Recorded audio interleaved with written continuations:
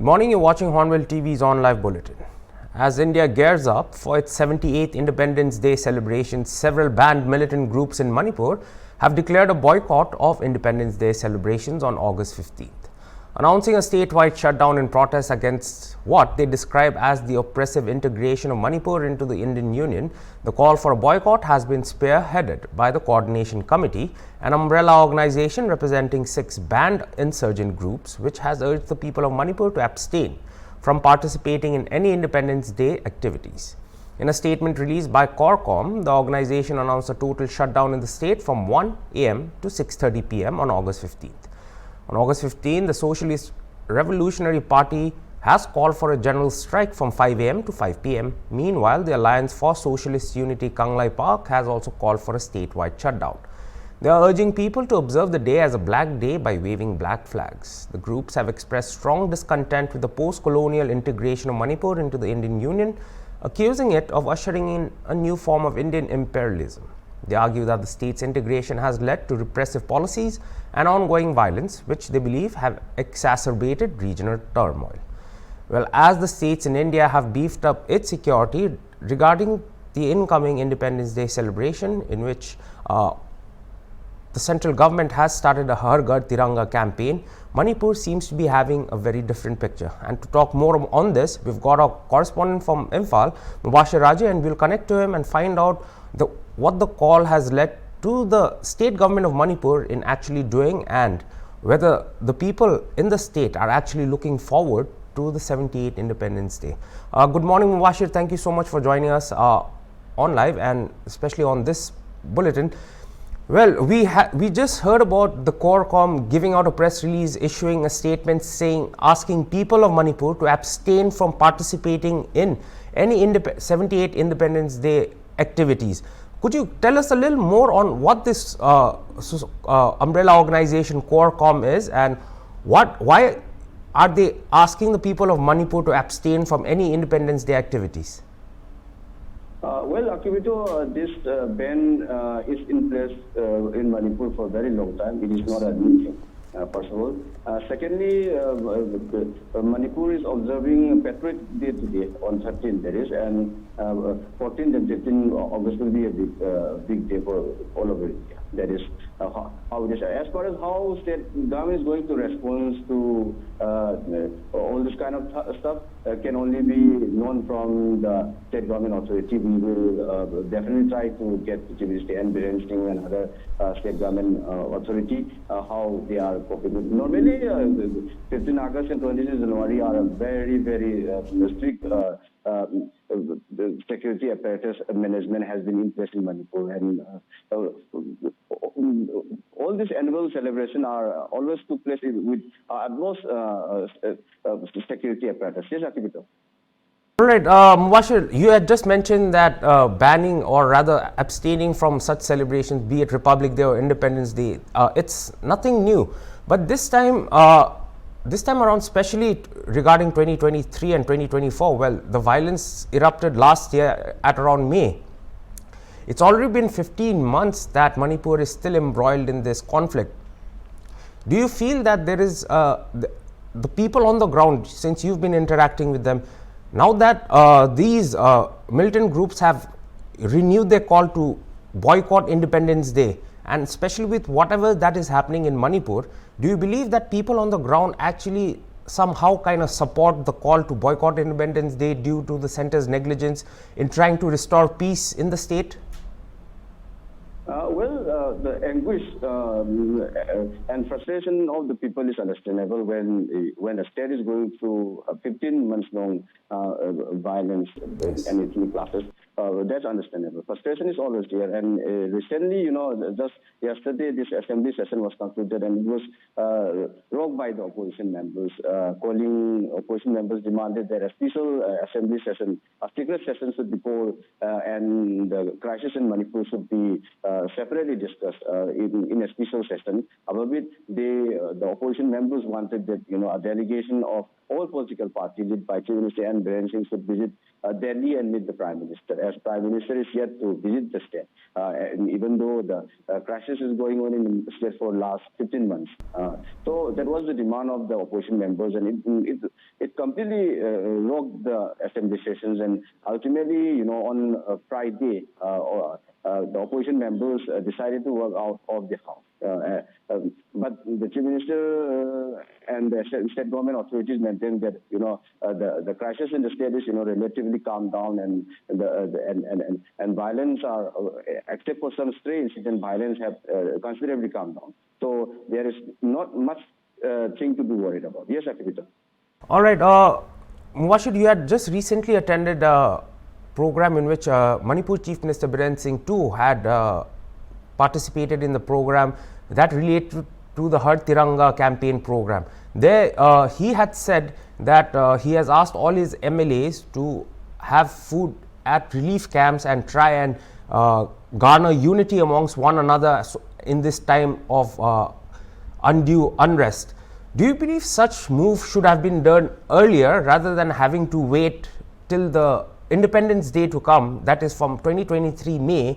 Well, Manipur did go through another 15 August during that time of turmoil too, but at that point of time, since the violence took over the basic narrative of celebrating the Independence Day. Well, this time in 2024, well, the CM has advised all his MLAs and ministers to go to relief camps, spend time with the people, have lunch, distribute relief items. Do you believe this should have come sooner from your representatives?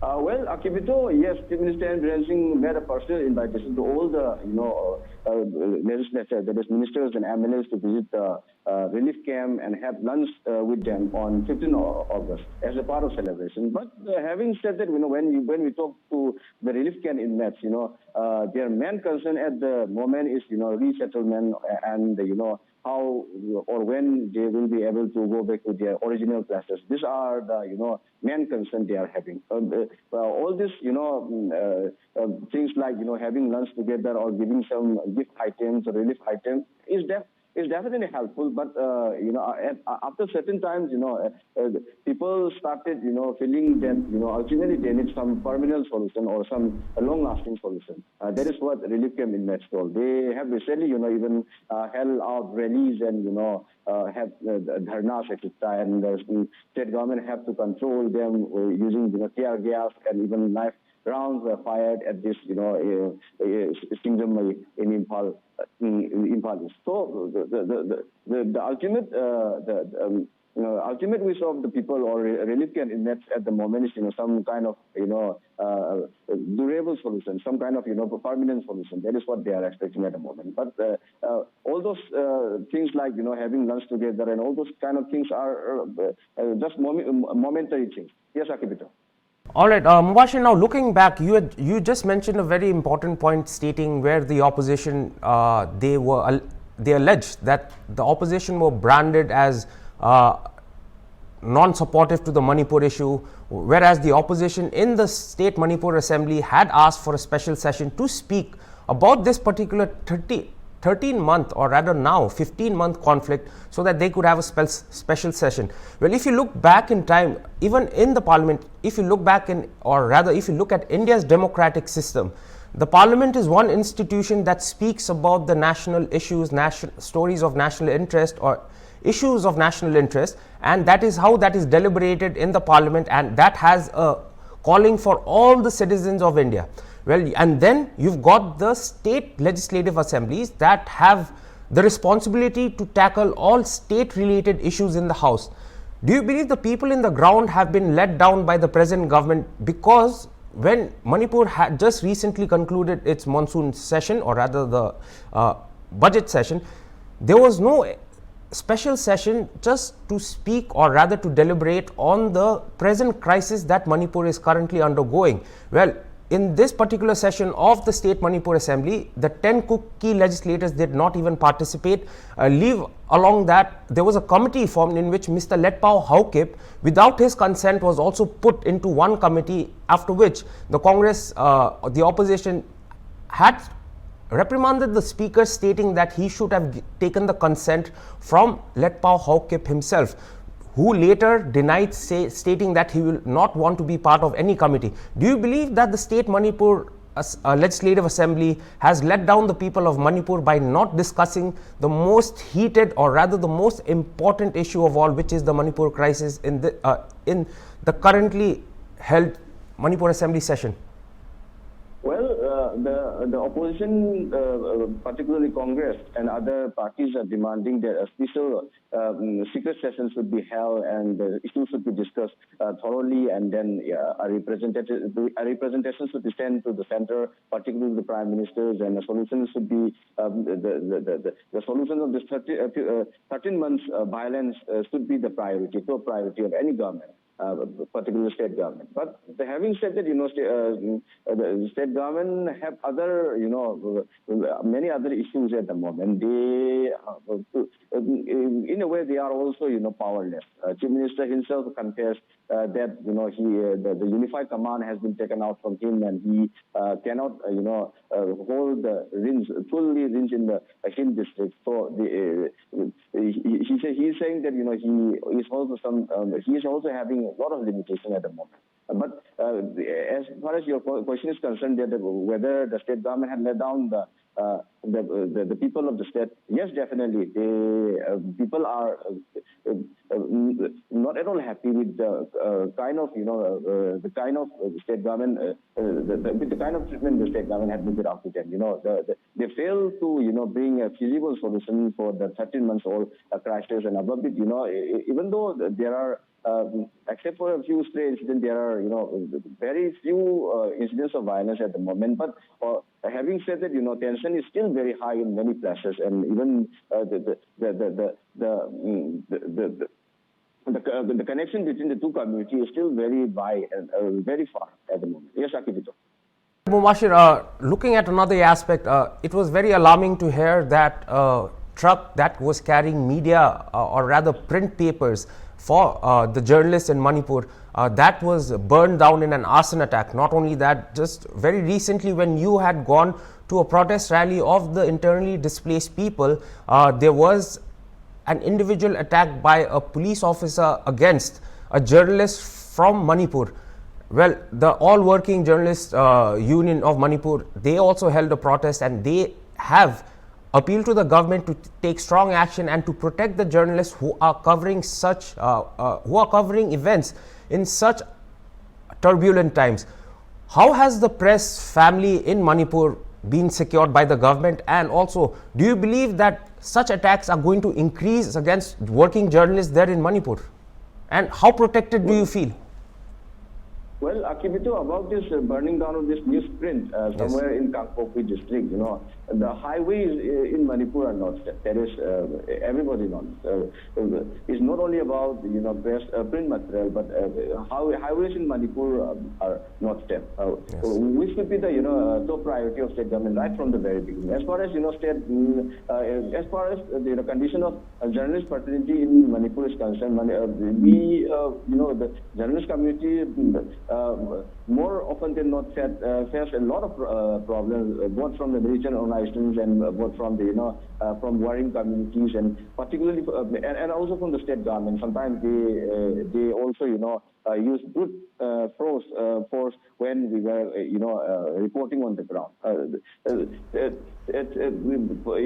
About the particular incident that you mentioned, where a particular journalist was assaulted by the police personnel at this Tunjamai area.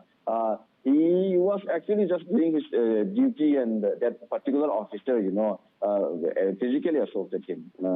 Later on, state government took some prompt step, and the officer was suspended, which was definitely very welcoming. However, having said that, when going out in the field, particularly in conflict kind of situation, it's never going to be easy, and it's never easy in Manipur, particularly in Manipur. We are facing all kind of threats and all kind of intimidation, both from I must say from every quarter. Yes, Akibito. All right, Mubashir, thank you so much for giving us the latest update as to the ground situation in Manipur, and we will be following up more on this particular ban that has been called by Corcom, in which it has asked the people of Manipur to abstain from any Independence Day activities. Well, we hope you're safe, Mubashir. We'll get in touch with you very soon. Thank you. Well, that was our correspondent Mubashir Raji, and then he just informed us that these calls by these militant groups are actually an annual event in which they urge the people of Manipur to abstain from celebrating any national event. Well, this time it's a kind of different, like Mubashir was stating, because the people in the ground actually want their life to go back to normal. Well, Manipur has been going through some 15 months of excruciating pain and agony due to the internal conflict that erupted last year in May 2023. Well, in other news, the session, Manipur Assembly session just concluded, in which the opposition had said that the ruling party did a very grave thing by not holding a special session to speak on the turmoil that has been ongoing in Manipur for the past 15 months. Well, Hornbill TV will get you all the live updates from the turmoil state of Manipur and with all the latest that is happening there. So for more news and updates, stay tuned to Hornbill TV. Goodbye.